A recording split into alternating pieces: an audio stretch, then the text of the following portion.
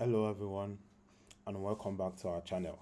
Today we are diving into the world of AlloyDB for PostgreSQL, a cutting-edge, fully managed PostgreSQL compatible database which is designed to meet the demands of your most critical enterprise workload. AlloyDB seamlessly merges the power of Google infrastructure with the versatility of PostgreSQL, one of the most renowned open source database engine. The result, which gives a superior performance, scalability, and availability for your data operations.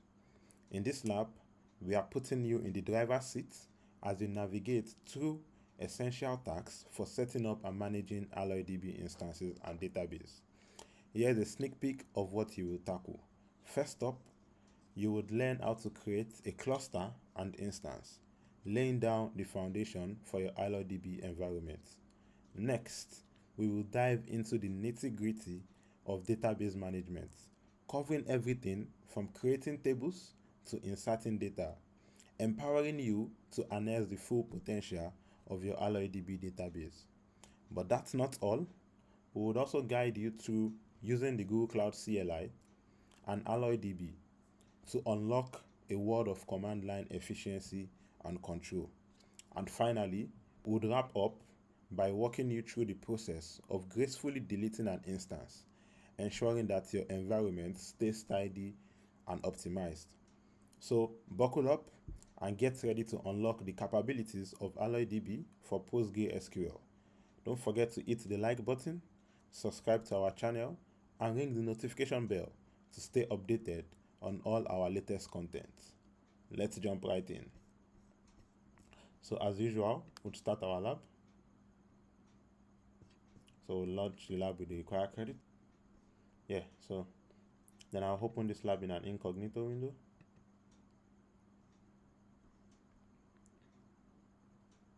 Then I'll click on next. After that, I grab my password, paste my password there, click on next. So I'm logging into my Google Cloud console.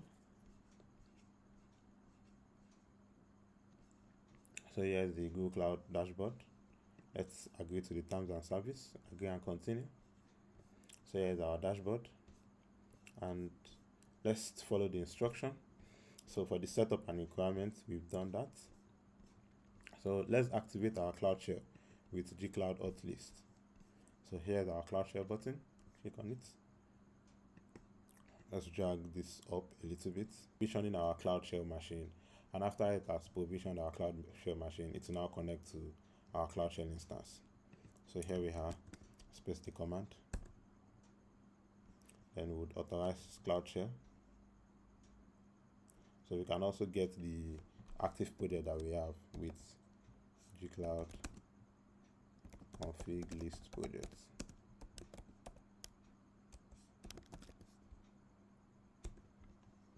I spelled that wrongly. Gcloud config list project. And yeah, this is our active project for this lab. So let's go back to the instruction. So we've done that. So for task 1, we want to create a cluster and instance. So with AlloyDB, you typically create a cluster. Then you can now create instances in those cluster. So let's get started. So here we are on the Google Cloud homepage under View All Products. Then under Databases, we have our AlloyDB. So here we have database. So you can just scroll down, you have AlloyDB here. So you can click into AlloyDB. And let's dismiss Gemini for now. So let's create a cluster. And we are going to use the production workload. Let's click on continue. So the production workload is similar to creating an ability workload here. So we don't have, when we check here, there's no option for high availability at the moment, but you can use this production workload, which is fine. So continue. So let's fill in the required information here from the one provided for us by the lab instruction. So we'll use the name lab cluster, paste it here, then the password, and you can view it, so be sure of the password that we are using. So let's fill in the network name. So this VPC network has been created for us by default when we launch this lab. So I have a lab on how to create VPC network that you can always check. But this VPC network has been created for us and it's named peering network. So let's click on continue, and our instance ID. So our instance ID, the lab wants us to use lab instance as the name of our instance. So use lab instance here, and the machine type we want to use a 2V CPU and 16 gigabytes. And after that we would create our cluster. So while we are creating our cluster, it takes around 9 minutes for our cluster to get created. And so some of the reasons why AlloyDB takes time to get created is because of AlloyDB spin up time. It's influenced by some factors which are related to the resource provisioning, the data initialization, and some background process that are going. So one of the reasons why AlloyDB takes time is because of it's a fully managed service, and which means that Google Cloud handles the infrastructure management, the patching, and the upgrade. So like it offloads the operational overhead from you, and that's why it takes time during the initial spin up. And also there's also a benefit of performance and scalability. So AlloyDB is designed for high performance and scalability. So the initial investment in provisioning translates to significant faster query processing and typically overall better performance once the instance is running. So these are the things that you should consider when you are thinking about the time that it takes AlloyDB to create. And also you can also create this instance before you are ready to use them. So you can rewarm your instance by creating it at an earlier time before the time you need them, so you don't have to wait for 7 to 9 minutes or thereabout. So let's wait for this to get created, and you can see the progress here. So you can also expand this one and see some of the things that it's provisioning for us. So it's still creating and it's not done. So if it's not done, we cannot go to the next stage. So I'm just going to fast forward and see you at the end. Yes, so we are done, and we've created our cluster and instance. So let's go to the next instruction. So let's check if we've completed this progress.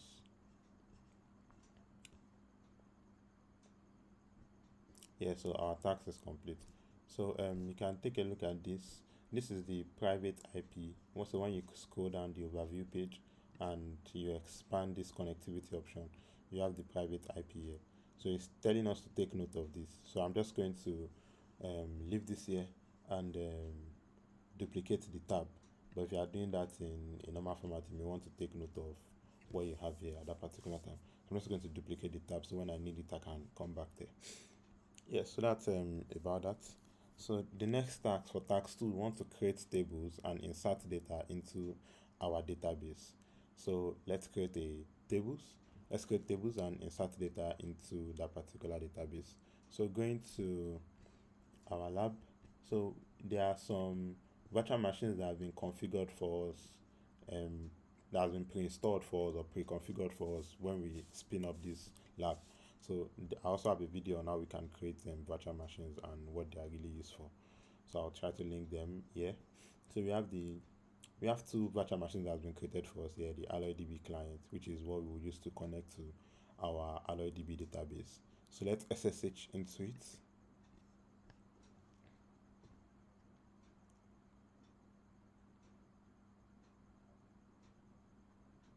Let's authorize this request.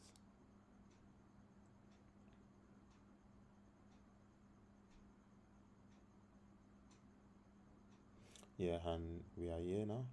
So the next thing we want to do is to export the environmental variable. So we want to store our AlloyDB address That's the private IP address of our AlloyDB instance. We want to store it inside this environmental variable called AlloyDB. So let's just copy this, go back to our SSH menu, paste this there. Then we can remove this part. And let's go grab our AlloyDB instance, the private IP address. So take note, this is the private IP, and this 10.33.0.2 is the IP address. So this 5432 is just the port number. We don't need to copy the port number. If you copy the port number along with it, it's not going to connect to the database when you're connecting. So this is just the private IP that we are concerned about. This is the port number, and you don't need to copy that. So let's go back here and have it here.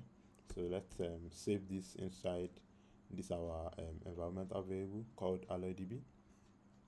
So the next thing we want to do is we copy this command, and what this command is just doing is that we are trying to write the contents of these environmental variables into a file called AlloyDB ip.txt.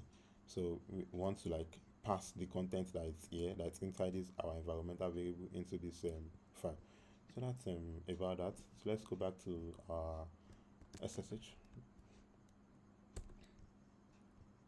So it has done that.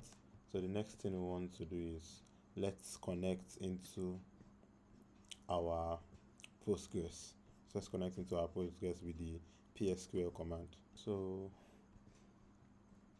or if you want to connect to any other, like if you want to connect to the Postgres client, you'd use the PSQL.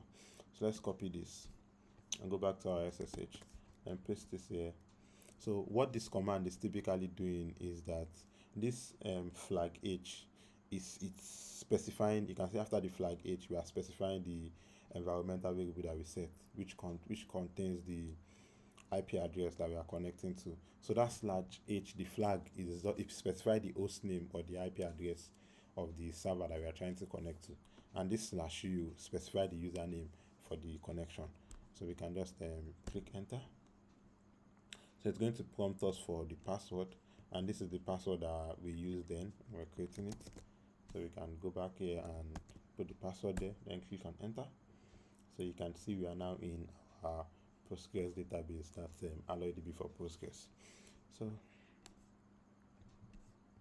the next thing we want to do now is to create some tables inside our DB. So let's create some tables in our DB. So we can do this here, and we can also do this using the console. So let me just do one of them here and do the other one in the console. So you can see it has created table and alter the table. If you want to see the effect that these have, we can go and check the AlloyDB instance that we have here. So this is not part of the lab, but this is something I feel we should know. So let's go to AlloyDB Studio and let's authenticate into it. So the password that we have there, which was this change me, let's just copy it.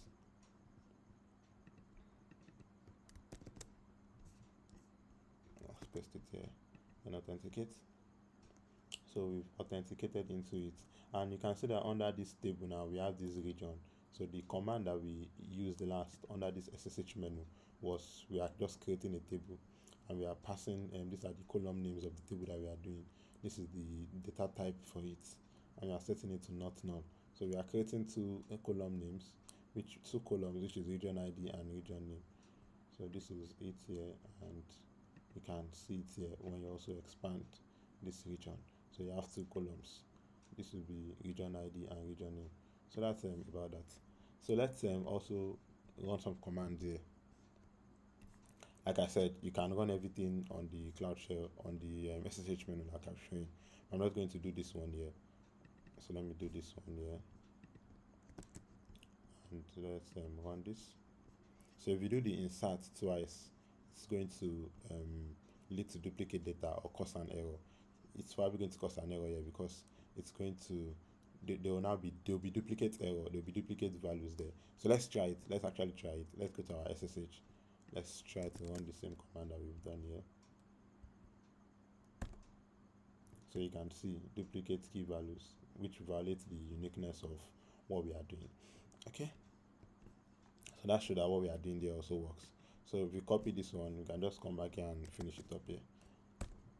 So it's going to show what we just input. So the values that we inserted, 1, 2, 3, 4, these are it here. So the next thing we want to do is let's leave our PSQL terminal for now. Okay, so the next thing we want to do is we also want to we also have like an SQL code in a cloud storage bucket that we want to run in our AlloyDB. So there are some commands in that cloud storage bucket, maybe some DDL or DML statement inside. So we know that if we want to view something in a publicly accessible cloud storage bucket, we can also view it using HTTPS, something like this. So which means that if you want to view this now, so I've already edited this to show what we are looking for. You can see that here we are looking this is the name of the bucket, this is the name of the folder, and this is the name of the file. So I've edited this code. So anytime you want to view a bucket, you can just use the HTTPS, and if the bucket is publicly accessible, you want to view the file, or you even want to download the file inside the bucket, you can just come here and using the https://storage.googleapis.com, then this will be the name of the bucket, this will be the name of the folder, and this will be the name of the file. So .sql the extension that you are using. So if I click on enter here, it's going to automatically download a file for me here, and you can see that it has downloaded a file for me here. So that's just by the side, and I'm going to show you the content of the file. Let's continue. So let's first you copy this thing into our cloud shell, into our SSH bucket. So using this, so the GSP command is copying what it's here. So it's going to copy what is there inside this SSH terminal that we have here.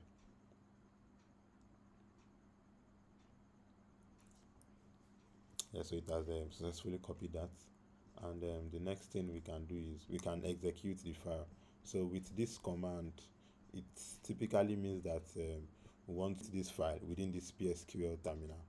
So you can use this command /i, then the path that you want to execute, which is the name of what you want to execute. But before that, let's first go back to PSSQL terminal. So let's go back to our PSQL terminal. Then it's going to require the password once again, and we have to just fetch in the password. So let's fetch in the password, and now we are back in. So let's come here and let's execute this.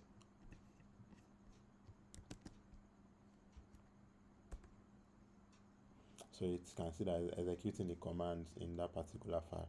So let me just show you the file. So this is what the file contains. So you can see that there are a lot of DDL or DML statements here. So it's creating a table, countries. It's also creating it's going to create another table called department, going to create another table called jobs, and it's going to input some values into some of the tables that I created. It's going to input all this into countries, going to input some things also into department here, and it's going to insert some things into jobs. So that's pretty much what the SQL command, the file in our cloud storage bucket was doing. So that's about that. So let's continue. The next thing we have on our instruction is to show the tables that have been created in our database. I'm also going to show this using the console. So let's come back here and run this command. So you can see that we have three different tables. We had created this region before, so we now have countries, department, and jobs. So if you want to view from our console, you can also view from our console here. If you just refresh this thing here, you can see that we have 3 more tables, making with the one we have before, making for countries, department, and jobs. And that's regarding that. So let's go back to the next instructions. So if you want to do a spot check and view what is inside the jobs table, so I'm going to view it on both ends. Let's view it here and view it on the other part once again. So click here, click on run. So you can see showing the result for us, showing it in descending order. everything here. And we can also run the same command here. Let's run the same command here, and you can see all the answers here. These are the results. So that's regarding that. Keep following the instruction. So let's see if we've completed this particular task. Yeah, the task is also complete. So for task 3, we want to use the Google Cloud CLI with AlloyDB. So we've created an AlloyDB cluster and instance using the console. So let's also create one using the command line interface. So to create using the command line interface is pretty much this command. So this is in beta at the moment, and that is why there's a beta command here. So a beta syntax rather. So we have the gcloud beta. So AlloyDB clusters create. So this is the name of the cluster that we are creating, gcloud lab cluster. And the password that we are using is also the same password. The VPC network that we are using is this peering network. The region we want it to create this is US West 1, and the project that we want it to create is this is our project ID here. Okay, so that's about that. So let's copy this command and go to our cloud shell. So we would leave this part. We can leave this at the moment. So we can just exit this place, and let's go back to our cloud shell. So this is our cloud shell, and the next thing we have to do is just to run the command. So it's going to create our cluster for us, and after it has created our cluster, then it's going to create our instance. Yeah, so we are done creating our cluster, but let's create our instance now. So to create our instance, something like a similar command, but it's also different. So the command here is that we have the gcloud, so it's in beta at the moment, AlloyDB. So for if one wants to create an instance, we'd pass an instance syntax before we are passing cluster. We want to create cluster, but now instances. So create, and this is the name of the instance we want to create. So the instance type is primary instance. The CPU count for this instance is 2. The region US West 1, the cluster that we are creating this instance under. So you have to create a cluster before you create an instance, because an instance must be under a particular cluster. So the gcloud lab cluster, and the project is this our project ID. So like we discussed before, so it takes a while for the AlloyDB instance to get spin up because of the benefits and the and a lot of the things that it does in the background for us to have a seamless experience. So I'm just going to fast forward it and see you at the end. Yes, so our instance has been done. So if you notice that this is taking so long, you can do a refresh here, and if it's not done, it will still continue creating, so it's not going to affect the creation.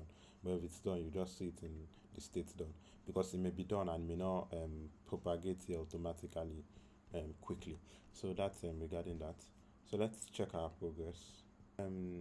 So before that, let's do gcloud to view the list of clusters that we have currently. So let's view the list of clusters that we have with this command. So you can see we have 2 clusters. This is the one we created before at the start of the lab using the console, and this is the one we created using the command line interface, and they are both in ready state. Yeah, so our check is gone now. Our check on the task is done, and now we have 100/100. So just as a quick cleaning up, because it's a temporary lab and the resources are going to get deleted, so you can decide not to clean it off. But on your production instance, when you are not using it again, it's good to delete the cluster so that you don't end up running up too much bills, and so that you don't even waste resources that you are not using. So let's delete our cluster. Yes, so it's just telling us that all the cluster data will be deleted, and of course we agree to that. So let's delete everything.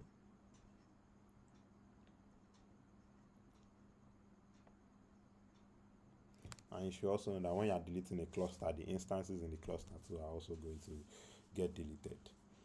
Yeah, so I'm just going to fast forward that and see at the end also. Yes, so we are done deleting the instance, and now we are done. So let's confirm if we've deleted it by running this command.